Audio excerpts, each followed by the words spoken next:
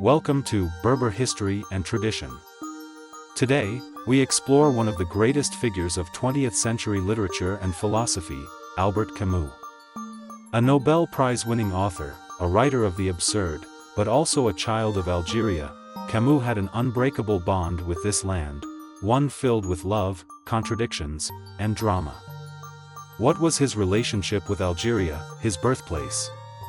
Why did his stance during the War for Independence spark so much debate?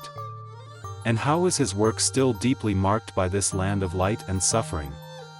Let's dive together into this fascinating history. 1. Camus' Algerian childhood. Albert Camus was born on November 7, 1913, in Mondovi, a small town near Beaune, now Annaba. His father, Lucien Camus, a poor agricultural worker of French descent, died in 1914 during World War I. His mother, Catherine Sintz, was an illiterate woman of Spanish origin, deeply silent and devoted to daily hardships. Camus grew up in Belcourt, a working-class district of Algiers, where Europeans, Arabs, and Berbers lived side by side.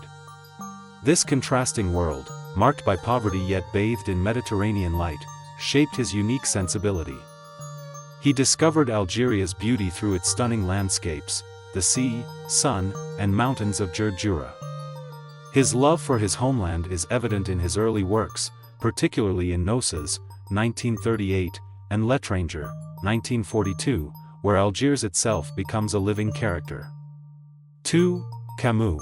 Between social justice and political ambiguity, although Camus loved Algeria, he was not blind to its injustices. As a journalist for Alger Republicain in the 1930s, he denounced the misery of Algerian Muslims and called for radical reforms. His 1939 report Mizir de la Kabylie exposed the dire living conditions of the Berber population. However, Camus was a man of contradictions. While he criticized the colonial system, he opposed Algerian nationalism, advocating instead for a united Algeria where Europeans and Muslims could live together. This position alienated both independence fighters and French settlers. In 1945, following the Sétif and Guelma massacres, he condemned France's brutal repression but refused to support the FLN during the Algerian War. This ambiguity led to criticism and misunderstanding. 3. Camus and the Algerian War. When the Algerian War broke out in 1954, Camus was caught in a painful dilemma. He opposed the violence of both the FLN and the OAS, calling for a civilian truce, a plea that was ignored. In 1957, after receiving the Nobel Prize in Literature, a young Algerian challenged him on his silence regarding the war. Camus famously replied, "Between justice and my mother, I choose my mother." This statement reflected his inner conflict, his attachment to the Pieds Noirs, European settlers, and his refusal to justify violence on any side.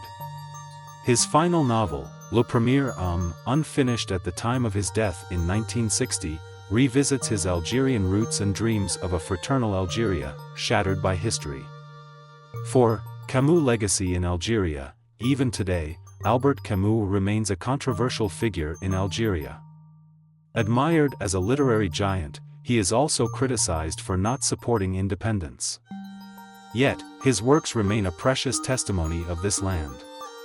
L'Étranger, La Peste, Noces, Le Premier Homme, these works all speak of Algeria, its colors, its pain, and its hopes. Ultimately, Camus belonged neither to the settlers nor to the nationalists, he belonged to Algeria itself, to the light he never ceased to glorify. Conclusion: Albert Camus was a witness of his time, a universal writer, and a child of Algeria, forever torn between his roots and his ideals. What do you think about his relationship with Algeria? Was he misunderstood? A humanist caught in history's storm? Tell us in the comments, and don't forget to like and subscribe to Berber History and Tradition for more fascinating stories.